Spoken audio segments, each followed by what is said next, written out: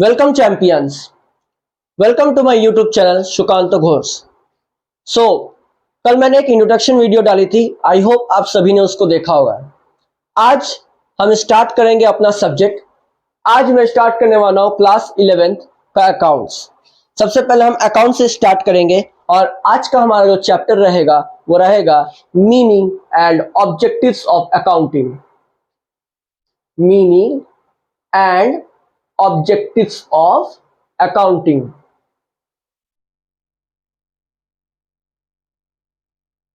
So basically पहले हम इसके हिस्ट्री के बारे में थोड़ा सा जानते हैं। अकाउंट्स कोई नई सब्जेक्ट नहीं है। अकाउंट्स जो है हिस्ट्री में भी पढ़ी गई है। जी हाँ, ये इजिप्ट के समय से चला आ रहा है। उस समय मैं आपको बता दूं, क्ले टैबलेट्स यानी मिट्टी के जो टैबलेट्स होते थे, टैबलेट्स मतलब खाने वाला टैबलेट नहीं, मिट्टी के बर्तन, मिट्टी के खिलौने, चीजें उसमें मिट्टी की रहती थी। तो उसके लेन देन के ट्रांजेक्शन्स जो भी होते थे वो सारे रिकॉर्ड होते थे। अब उसमें पेन पेंसिल नहीं था, लेकिन अपने हिसाब से वो लोग रिकॉर्ड करते थे चीजों को। तो उसके बाद सबसे जुड़ी चीज हम माइथोलॉजी में अगर देखें, सॉरी नॉट माइथोलॉजी, अगर हम हिस्ट्री में देखें, अर्थशास्त्र में भी अकाउंट्स का जिक्र किया गया है। कौटिल्य जी ने, जिनको हम क्या बोलते हैं, कौटिल्य जी, चाणक्य जी, आप चाणक्य के नाम से जानते होंगे, तो उनको कौटिल्य भी कहा जाता था। तो उन्होंने अपने अर्थशास्त्र में जो है अकाउंट्स का जो है इंपॉर्टेंस बताया है। लेकिन अगर मैं बात करूं कि फादर ऑफ अकाउंटिंग किसे कहते हैं, तो उनसे कहते हैं फ्रा लूका पैकियोली। फादर ऑफ अकाउंटिंग किसे कहते हैं? फ्रा लूका पैसियोली। ये वेनिस के थे, ठीक है, वेनिस नाम के एक देश के एक शहर से थे। ये इंपॉर्टेंट आपके लिए एमसीक्यू के लिए बनता है, जो सीयूईटी की तैयारी कर रहे हैं उनके लिए भी इंपॉर्टेंस है, क्योंकि ये पूछ सकता है। ठीक है, अब सिंपल टर्म्स में समझते हैं कि अकाउंट्स है क्या। हम डेली लेवल पे हम बहुत सारे ट्रांजैक्शंस करते हैं, लाखों करोड़ों का ट्रांजैक्शंस करते हैं, ठीक है, और उसको हम रिकॉर्ड करते हैं। हमारे ह्यूमन माइंड जो है एक कॉम्प्लेक्स नेचर का है। लिमिटेड नॉलेज ही हम लोग याद रख सकते हैं, बहुत सारी नॉलेज हम लोग याद नहीं रख सकते हैं। एक ट्रांजैक्शन, दो ट्रांजैक्शन, हार्डली 10 से 12 ट्रांजैक्शन याद कर सकते हैं, लेकिन यही अगर संख्या लाखों करोड़ों में पहुंच जाए तो हम उसे याद नहीं रख सकते हैं। इसीलिए हमने क्या बनाया है? अकाउंट्स, जिसमें हम इन ट्रांजैक्शंस को रिकॉर्ड करते हैं और फिर हम लोग एट लास्ट प्रॉफिट या लॉस जो भी होता है उसको निकालते हैं। क्योंकि हर बिजनेस का एक इकोनॉमिक ऑब्जेक्टिव होता है, पैसा कमाना। अगर वो बिजनेस लगातार हर साल लॉस हो रहा है तो इसका मतलब है कि बिजनेस में कोई कमी है। या तो वो उस बिजनेस को चेंज कर दे या फिर उस बिजनेस में कुछ नई स्ट्रैटेजीज लाके कुछ अलग मॉड्यूल बनाए। ठीक है, तो बेसिकली अगर हम अकाउंट्स का डेफिनेशन पढ़ें, so it is the art of recording, classifying and summarising the given events in a significant manner and in terms of money which are in part at least of a financial character and events and interpreting the results thereof at last। मतलब क्या है कि accounts क्या है? एक art है, एक science है। ऐसे ट्रांजैक्शंस जो पैसे से मेजर कर सकते हैं उन्हीं ट्रांजैक्शंस को अकाउंट्स में रिकॉर्ड कर सकते हैं। वो ट्रांजैक्शंस जो हम रिकॉर्ड नहीं करेंगे, जो क्यों नहीं रिकॉर्ड करेंगे? क्योंकि वो पैसे से रिलेटेड नहीं है।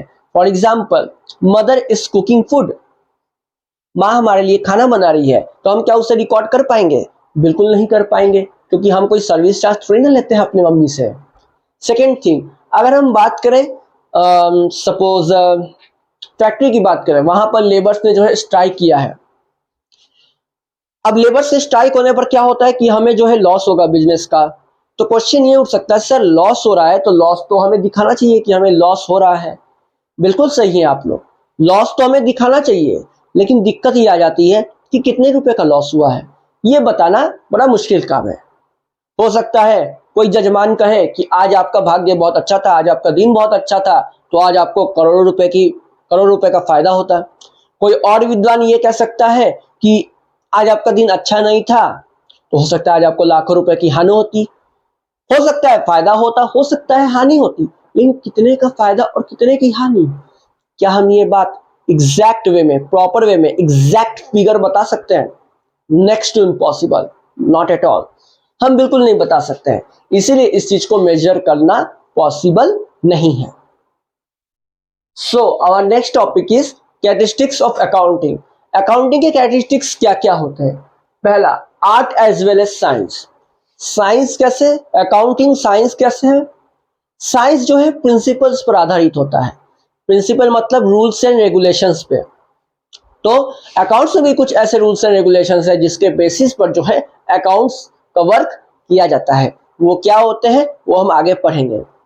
सर आर्ट कैसे है? आर्ट का मतलब होता है कला, हिंदी में कहते हैं कला। यानी हम अकाउंट्स में क्या करते हैं, आइडेंटिफाई करते हैं ट्रांजेक्शन्स को। जो चीजें पैसे से मेजर कर सकते हैं उनको हम नोट करते हैं। तो उन चीजों को आइडेंटिफाई करना, मेजर करना और फिर उनको रिकॉर्ड करना, ये भी तो एक आर्ट है। तो इसीलिए इसे हम आर्ट कहते हैं। सेकेंड पॉइंट पर आते हैं, financial transactions only. Financial word, किस वर्ड कहां से आया है? सर फाइनेंस से आया है। फाइनेंस का मतलब शॉर्ट टर्म में, सिंपल टर्म्स में कहेंगे मनी, यानी वो ट्रांजेक्शन्स जो कि मनी से रिलेटेड है, ठीक है, उसको हम कहेंगे फाइनेंशियल ट्रांजेक्शन्स। फॉर एग्जाम्पल, मैंने गुड्स परचेस किया है शिशिर से 5,000 रुपए का। तो शिशिर से 5,000 रुपए का किया है। अब 5,000 रुपए का जो मैंने किया है परचेस, बिल्कुल सही बात है, मैं इसको मेजर कर सकता हूं। और जब मैं उसे मेजर कर सकता हूं definitely it's a financial transaction and it must be recorded in the books of accounts. Third, recording in terms of money. वो चीजें जो है मनी से मेजर की जानी चाहिए। जैसे कि मैंने अभी कहा कि mother is cooking food for us, it's not in terms of money, it can't be measured in terms of money. Strike by employees, तो इस तरह की चीजें जो है हम मेजर नहीं कर सकते, and so we can not record such type of transactions और इवेंट्स और whatever you can say in the books of account. Why? Because those things are not measured in terms of money. So our next topic is functions of accounting. Accounting के functions क्या है, क्या role है, क्या importance है? पहला, identify. Identify करेंगे जो भी ट्रांजेक्शन्स है उनको आइडेंटिफाई करेंगे कि कौन से ट्रांजेक्शन्स को हम बुक्स ऑफ अकाउंट्स में रिकॉर्ड कर सकते हैं। मदर इज कुकिंग फूड नहीं कर सकते हैं, परचेज गुड्स करना चाहिए। रिकॉर्डिंग, उन ट्रांजेक्शन्स को आइडेंटिफाई करने के बाद हम बुक्स ऑफ अकाउंट्स में रिकॉर्ड करेंगे। सर रिकॉर्ड करने के बाद क्लासिफाई करेंगे, समराइज करेंगे, ग्रुपिंग करेंगे। क्लासिफाइंग का मतलब ग्रुपिंग करना, उन अकाउंट्स का ग्रुपिंग करना। फॉर एग्जांपल, हमने बहुत सारे ट्रांजेक्शन परचेस किए होंगे, बहुत सारे सेल किए होंगे। अब हमारा मैनेजर अगर हमसे ये पूछे कि सर ये बताइए आपने इस महीने कितना टोटल परचेस किया है, तो हम किताब खंगालने नहीं जाएंगे कि हाँ 3 तारीख का परचेस 2 लाख, फिर 10 तारीख का परचेस 1,55,627 दोनों को जोड़ेंगे। तो उससे अच्छा क्या है कि हम परचेस के सारे ट्रांजेक्शन एक जगह नोट कर लें, सेल्स के सारे ट्रांजेक्शन एक जगह नोट कर लें। इससे क्या होगा, हमारा समय भी बचाएगा और हम डायरेक्टली इंफॉर्मेशन कन्वे कर पाएंगे मैनेजर को कि सर हमारा इस महीने का टोटल परचेस इतना है, टोटल सेल्स इतना है। Next, summarise. जब लेजर बन जाएगा तो हम उसको समराइज करेंगे, ठीक है। समराइज का मतलब है समरी, शॉर्ट में देखेंगे, यानी ट्रायल बैलेंस वगैरह बनाएंगे और उसमें अर्थमेटिकल एक्यूरेसी चेक करेंगे, ठीक है, कि हमने जो भी अमाउंट वगैरह लिखा है क्या वो सही है। समराइज करने के बाद इंटरप्रेट करेंगे रिजल्ट। ऑब्वियस सी बात है, बिना रिजल्ट के हमारा बिजनेस बेकार है। हम इतने सारे अनगिनत ट्रांजेक्शन्स कर रहे हैं, किस लिए कर रहे हैं? क्योंकि हमें प्रॉफिट या लॉस चाहिए, ठीक है। हमें प्रॉफिट या लॉस कुछ ना कुछ तो होगा ही, या तो प्रॉफिट होगा या तो लॉस होगा। लास्ट है कम्युनिकेशन। हम अपने रिजल्ट को कम्युनिकेट करेंगे, किससे करेंगे सर? मैनेजर से करेंगे, एम्प्लॉयज से करेंगे, हमने बैंक से करेंगे, इन्वेस्टर्स को करेंगे, जिनसे हमने पैसा लिया है, जिनको हमने पैसा देना है। ये सारे लोग जो है हमारे आसपास जितने भी इर्द गिर्द लोग हैं, इन सभी को इंफॉर्मेशन कम्युनिकेट करेंगे, क्योंकि हर किसी के लिए इंफॉर्मेशन इंपॉर्टेंस हो। So our next topic is objectives of accounting. First objective, systematic record. As we know that we cannot recall the whole of the, we cannot recall the whole transactions at a glance because there are numerous number of transactions, even infinite number of transactions. Okay, क्योंकि हम अनगिनत transactions होते हैं, हमारे लाखों करोड़ों अरबों के ट्रांजेक्शन होते हैं। इतने सारे ट्रांजेक्शन्स याद रखना एक ह्यूमन बॉडी, एक ह्यूमन ब्रेन के लिए पॉसिबल नहीं है, ये काफी ज्यादा कॉम्प्लेक्स हो जाता है। तो इसीलिए अकाउंट्स में अगर हम बुक्स ऑफ अकाउंट्स में रिकॉर्ड करते हैं तो वो हमारा क्या दर्शाता है, सिस्टमैटिक रिकॉर्ड। सिस्टमैटिक का मतलब एक वर्ड है, मैं आपको बताना चाहूंगा सिस्टमैटिक का, दैट इज क्रोनोलॉजिकल ऑर्डर। हमारा जो भी ट्रांजेक्शन्स रिकॉर्ड होता है वो क्रोनोलॉजिकल ऑर्डर में होता है, मतलब सीक्वेंस। क्रोनोलॉजिकल मतलब क्या होता है, सीक्वेंस में। कोई भी ट्रांजेक्शन जो हम नोट करेंगे वो सीक्वेंस में करेंगे। फॉर एग्जाम्पल सपोज अगर हमारा ट्रांजेक्शन 1 तारीख को हुआ है, ठीक है, उसके बाद 2 को हुआ, उसके बाद 4 को हुआ। अब ऐसा नहीं कहेंगे कि यार 2 को ट्रांजेक्शन, 2 ही तो ट्रांजेक्शन हुआ है, ज्यादा ट्रांजेक्शन हुए नहीं है, तो 4 का पहले लिखते हैं, 2 का बाद में लिखेंगे। बिल्कुल नहीं, हर चीज सिस्टमैटिकली जिस डेट को जिस हिसाब से जो ट्रांजेक्शन हुआ है उसको वैसे ही नोट करेंगे और उसी को कहते हैं सिस्टमैटिक रिकॉर्ड। ठीक है, नेक्स्ट है हमारा प्रॉफिट एंड लॉस। हम क्यों बनाते हैं अकाउंटिंग? सिंपल है सर, प्रॉफिट कमाने के लिए। अब अगर खर्चे ज्यादा हो गए तो लॉस होगा और अगर खर्चे कम हुए तो हमें प्रॉफिट होगा। तो प्रॉफिट हुआ है कि लॉस हुआ है ये जानने के लिए third, reasons for profit and loss. Profit हुआ है या लॉस हुआ है, जो भी हुआ है किस कारण से हुआ है, प्रॉफिट किस वजह से हुआ है, क्या ज्यादा बेचने की वजह से हुआ है या फिर खर्चा कम करने की वजह से हुआ है। ये दोनों अलग अलग एस्पेक्ट है। हो सकता है हमने ज्यादा बेचा हो तो प्रॉफिट ज्यादा हुआ, हो सकता है हमने खर्चे कम किए हो इस वजह से प्रॉफिट ज्यादा हुआ हो सकता है पिछले साल हमारा वेस्टेज बहुत हो गया था रिसोर्सेज का, इधर वेस्टेज कम हुए उस वजह से प्रॉफिट ज्यादा हो। तो प्रॉफिट होने के अनगिनत रीजन हो सकते हैं, उसी तरह लॉस के भी हो सकते हैं। फिर एक फाइनेंशियल पोजीशन, हमारा फाइनेंशियल पोजीशन कैसा है, हमारे पास कैश कितना है, बैंक बैलेंस कितना है, हमें उधार कितना देना है, उधार कितना लेना है, हमारी पूंजी कितनी है, ये सारी चीजें कौन बताता है, बैलेंस शीट बताता है, जो कि हम फाइनेंशियल पोजीशन में आगे पढ़ेंगे। प्रोग्रेस ऑफ बिजनेस, हमारा बिजनेस कितना प्रोग्रेस कर रहा है, क्या आगे जाके ऐसी कोई अनसर्टेनिटी आने वाली है या कोई ऐसा रिस्क फैक्टर आने वाला है जिसकी वजह से हमारा बिजनेस खतरे में आ सकता है। हमारा बिजनेस क्या वाकई बहुत अच्छा प्रोग्रेस कर रहा है तो किस वजह से कर रहा है। तो बिजनेस के प्रोग्रेस को मेजर करने के लिए, स्केलिंग करने के लिए हम जो है अकाउंट्स बनाते हैं। डिटेक्शन या detect errors and fraud, errors and frauds को डिटेक्ट करने के लिए कभी कभी हमसे गलती हो जाती है या फिर कभी कभी क्या हो जाता है कि हम फ्रॉड्स वगैरह करने लगते हैं, कुछ लोग जो है गलत काम करने लगते हैं, छिपाने लगते हैं कॉस्ट वगैरह, एग्जैक्ट डेटा नहीं दिखाते हैं। तो वो चीजें ना हो उसके लिए हम अकाउंटिंग का यूज लेते हैं, क्योंकि उसमें सिस्टमैटिक रिकॉर्ड ऑफ ट्रांजैक्शंस होता है और उस वजह से हम उसमें एरर्स या फ्रॉड पकड़ सकते हैं। उसके बाद है provide information to various parties, जैसे मैंने बताया गवर्नमेंट हो गया, मैनेजर हो गया, एम्प्लॉयज हो गया, इन सबको, इन यूजर्स को इंफॉर्मेशन की जरूरत होती है। एम्प्लॉयज को क्यों, क्योंकि एम्प्लॉयज ये देखते हैं कि अगर मान लीजिए आपका बिजनेस प्रॉफिट में है या अच्छा प्रोग्रेस कर रहा है तो उनकी सैलरी टाइम पे मिलेगी। मैनेजर को एक्स्ट्रा प्रॉफिट के लिए कमीशन मिलता है, जितना ज्यादा प्रॉफिट उतना ज्यादा कमीशन, लॉस होगा तो कमीशन नहीं मिलेगा। तो ये कुछ चीजें रहती हैं जो हमें ध्यान देनी पड़ती है और इन लोगों को ये इंफॉर्मेशन उस तरह से काम आती है। Moving on to the next topic, accounting cycle. ठीक है, अकाउंटिंग साइकिल कहां से स्टार्ट हो रहा है? सबसे पहले ट्रांजैक्शंस होते हैं, लेन देन की प्रक्रिया होती है, परचेज होता है, सेल्स होता है। उसके बाद उसकी एंट्री हम लोग जर्नल में करते हैं। जर्नल में हम लोग क्या करते हैं, ट्रांजैक्शंस को नोट डाउन करते हैं, उसकी एंट्रीज करते हैं। फिर उसके बाद लेजर बनाते हैं, छोटे छोटे खाते बनाते हैं हम लोग। ठीक है, परचेस का अलग, सेल्स का अलग। खाता बनाने के बाद हम लोग ट्रायल बैलेंस बनाते हैं। ट्रायल बैलेंस का मेन काम क्या होता है, अर्थमेटिकल एक्यूरेसी चेक करना, यानी हमारा अमाउंट सब कुछ सही है कि नहीं। उसके बाद हम बनाते हैं trading PL and balance sheet, जिसमें हम ये देखते हैं कि हमारा प्रॉफिट कितना हुआ है और लॉस कितना हुआ है और हमारी फाइनेंशियल पोजीशन कितनी मजबूत है या कितनी वीक है। ये 1 साल तक पूरा चलता है। उसके बाद फिर से नए साल से हम लोग ट्रांजेक्शन्स करते हैं और फिर जर्नल बनाते हैं, लेजर बनाते हैं। इस तरह से ये अकाउंटिंग साइकिल चलता रहता है। तो इन सब के प्रोसेस में जो है, यहां पर मैंने बुक्स ऑफ ओरिजिनल एंट्री दिखाई है, ठीक है। बुक्स ऑफ ओरिजिनल एंट्री में इन सब चीजों का नोट डाउन होता है। सबसे पहला कैश बुक, यानी जो भी ट्रांजेक्शन कैश से रिलेटेड है वो हम कैश बुक में नोट करेंगे।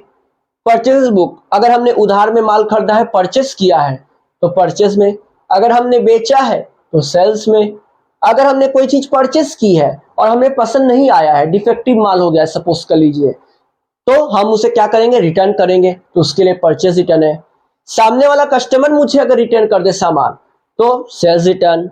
बिल्स रिसीवेबल, कोई बंदा ऐसा है जो पैसा तुरंत नहीं दे पाएगा, 2 महीने 3 महीने 6 महीने बाद देने की बात करता है, तो ऐसे केस में हम बिल बनाते हैं, क्योंकि हम उस व्यक्ति को भूल सकते हैं। और अगर बिल बनाएंगे तो हमारे पास प्रूफ रहेगा उस व्यक्ति का कि हमने किससे कौन सा सामान कितने दाम में लिया था और कितने रुपए में लिया था और कब कितना रुपया देना है। ये बिल्स रिसीवेबल बताता है। बिल्स रिसीवेबल तब जब हम सामान बेचते हैं उधार में, बिल्स पेबल तब जब हम सामान खरीदते हैं उधार में। और जब ऐसा कोई ट्रांजेक्शन जो इन 7 बुक में रिकॉर्ड नहीं होता है तब वो 8वें बुक में आता है, journal proper. For example, loss by fire, मेरा सामान जो है जल के नष्ट हो गया। अब चेक करते हैं कैश बुक में रिकॉर्ड होगा, नहीं सर कैश बुक में कहां से रिकॉर्ड है, ये तो सामान जल के राख हो जा रहा है, एंट्री तो कैश बुक में नहीं होगी। परचेस, हाँ जब सामान खरीदे तब परचेस की एंट्री हुई होगी, लेकिन अब तो सामान जल के राख हो गया है, परचेस तो नहीं किए सर, यहां भी नहीं जाएगा। सर सेल्स, सेल्स बेचे नहीं है तो नहीं होगा। रिटर्न का कोई केस है नहीं, बिल्स का कोई केस है नहीं, तो बचा कौन सा केस सर, जर्नल प्रॉपर। तो इस जर्नल प्रॉपर नाम के बुक में हम लोग ये ट्रांजेक्शन्स करेंगे। डिटेल में हम लोग आगे आने वाले चैप्टर्स में पढ़ेंगे, ठीक है। तो अभी आपको याद रखना है, बुक्स ऑफ ओरिजिनल एंट्री किसे कहते हैं, इन 8 बुक्स को कहते हैं। So welcome to a new topic, types and sub fields of accounting. Accounting हमने पढ़ा कि अकाउंटिंग क्या होता है, ट्रांजेक्शंस को रिकॉर्ड करना, फिर उसको जो है समराइज करना और फिर पीएल अकाउंट बनाना। लेकिन अकाउंटिंग में बहुत सारे फील्ड्स होते हैं। पहला फाइनेंशियल अकाउंटिंग। फाइनेंशियल अकाउंटिंग कौन बनाता है, फाइनेंशियल अकाउंटिंग और आप देख सकते हैं फाइनेंस से आया है, यानी जो बिजनेस फाइनेंस से रिलेटेड ट्रांजेक्शन्स करता है उसको हम कहते हैं फाइनेंशियल अकाउंटिंग। सर ये कौन करता है, ये करते हैं हमारे बिजनेसमैन। कौन करता है सर, ये करते हैं हमारे बिजनेसमैन या ऑर्गेनाइजेशंस, ठीक है, जितने भी ऑर्गेनाइजेशन है, संगठन है, वो करते हैं, ठीक है। दूसरा क्या लिखा है सर, कॉस्ट अकाउंटिंग। कॉस्ट का मतलब क्या होता है कि कितना हमने खर्च करके कोई सामान बनाया है। ये बेसिकली जो है फैक्ट्रीज वगैरह ज्यादा करती हैं, ठीक है, फैक्ट्रीज या फिर मैन्युफैक्चरिंग जो यूनिट्स होती हैं वो करती हैं। क्यों, क्योंकि एक मशीन है मान लीजिए, ठीक है, अब उस मशीन की एफिशिएंसी 10,000 प्रोडक्ट बनाने की है। अगर 10,000 प्रोडक्ट वो ना बना के सिर्फ 5,000 बनाती है तो कंपनी को क्या होगा, उस 5,000 प्रोडक्ट का नुकसान होगा जो वो नहीं बना पाई। तो क्या हो जाएगा, कॉस्ट पर यूनिट बढ़ जाएगा। जहां 10,000 प्रोडक्ट बन सकते थे वहां 5,000 प्रोडक्ट बने, तो कंपनी को क्या करना पड़ेगा, मजबूरन कॉस्ट बढ़ाना पड़ेगा, ठीक है। कॉस्ट पर हेड जो है वो बढ़ जाएगा उस केस में। और यही अगर 10,000 की जगह 12,000 अगर वो यूनिट प्रोड्यूस करती है तो कॉस्ट और डाउन हो जाएगा, और कॉस्ट जितना कम होगा प्रॉफिट होने के चांसेस उतने ज्यादा बढ़ेंगे। तो कॉस्ट अकाउंटिंग जो है हम पढ़ते हैं। कॉस्ट अकाउंटिंग आप ग्रेजुएशन में पढ़ेंगे, बीकॉम जो लोग करेंगे उनको ये कॉस्ट अकाउंटिंग पढ़ना पड़ेगा। तीसरा है मैनेजमेंट अकाउंटिंग। मैनेजर्स की जो रोल होता है, मैनेजर्स का जो रोल होता है, रिक्रूटमेंट करना, सिलेक्शन करना, ट्रेनिंग करना वगैरह वगैरह चीज, उनकी भी अकाउंटिंग होती है। उनका कमीशन, उनका प्रॉफिट, उनका सैलरी किसको कितना मिलना चाहिए, किस बेसिस पे मिलना चाहिए, कैसा उनका इंसेंटिव स्ट्रक्चर होना चाहिए, ये सारी चीजें हम मैनेजमेंट अकाउंटिंग में पढ़ते हैं। चौथा है टैक्स अकाउंटिंग। वर्ड से ही समझ में आ रहा है, टैक्स, यानी सरकार जब हमसे टैक्स वसूलती है तो हमें किस इनकम पे कितना टैक्स देंगे, कौन कौन सी इनकम है जिस पे टैक्स लगता है, ये सारी चीजें हम टैक्स अकाउंटिंग में पढ़ते हैं। ये भी आप जो है ग्रेजुएशन के बीकॉम के 3rd ईयर में आप पढ़ेंगे, ठीक है, उसमें आपका ये सब्जेक्ट रहेगा टैक्स अकाउंटिंग, जिसमें आप पढ़ेंगे इनकम टैक्स और इनडायरेक्ट टैक्सेस। आखिरी आपका social responsibility accounting. Social responsibility का सबसे पहले मतलब समझना होगा। सोशल मतलब सोसाइटी, रेस्पॉन्सिबिलिटी मतलब कोई चीज रेस्पॉन्सिबिलिटी लेना, ठीक है, दायित्व लेना। तो सोसाइटी का दायित्व ले रहे हैं हम। देखिए एक वर्ड आपने सुना होगा CSR, ठीक है, CSR मतलब कॉर्पोरेट सोशल रिस्पॉन्सिबिलिटी।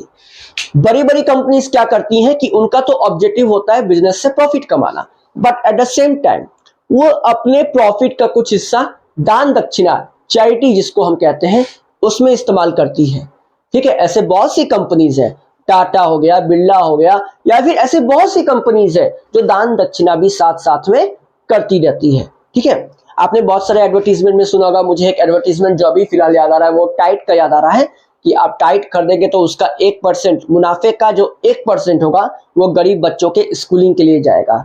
या फिर ऐसा भी होता है कि मिड डे मील के लिए भी बहुत सारे प्रोडक्ट लॉन्च इस स्कीम से किए जाते हैं।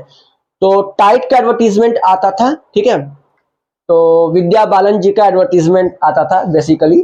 तो उसमें वो दिखाया जाता था कि उन टाइड का जो मुनाफा होगा, जो नेट प्रॉफिट होगा सालाना, उसका 1% बच्चों के एजुकेशन के लिए जाएगा। तो मतलब सोसाइटी की रिस्पॉन्सिबिलिटी ले रहे हैं। सोसाइटी की रिस्पॉन्सिबिलिटी कैसे ले सकते हैं? हम प्लास्टिक बैग्स ना यूज करें, ठीक है, हम जूट बैग्स यूज करें, प्रोडक्ट की ड्यूरेबिलिटी बढ़ाएं, पैकेजिंग अच्छी से अच्छी करें ताकि वेस्टेज कम हो, ऐसा पैकेजिंग करें जो रीयूज हो सके, ठीक है, ये ना कि यूज एंड थ्रो वाला सामान ना रहे, जैसे कि प्लास्टिक कैंस वगैरह हो गए।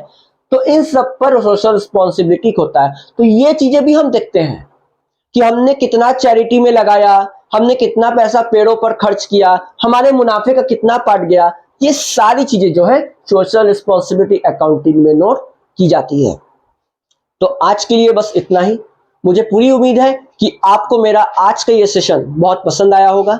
अगर पसंद आया होगा तो जरूर से शेयर कीजिए, लाइक कीजिए, कमेंट कीजिए और सब्सक्राइब कीजिए। कोई भी डाउट है बिल्कुल फीडबैक दीजिए कमेंट बॉक्स में, मैं उस फीडबैक को कंसीडर करूंगा और अगर कोई भी डाउट होता है तो उसको नेक्स्ट क्लास में सबसे पहले बताऊंगा, ठीक है। अभी ये जो टॉपिक है इंट्रोडक्शन ऑफ अकाउंटिंग, इसका पहला पार्ट आज मैंने बता दिया है। इसका सेकेंड पार्ट जो है अगले वीडियो में मैं लाऊंगा और वो फाइनल चैप्टर होगा, ठीक है, इसका फाइनल पार्ट होगा जो कि सेकेंड पार्ट होगा। तो तब तक के लिए आप पढ़ते रहिए अच्छे से, ठीक है, और नोट्स बना सकते तो नोट्स भी बनाइए क्योंकि आपको ये नोट्स बहुत काम आए। तब तक के लिए गुड बाय।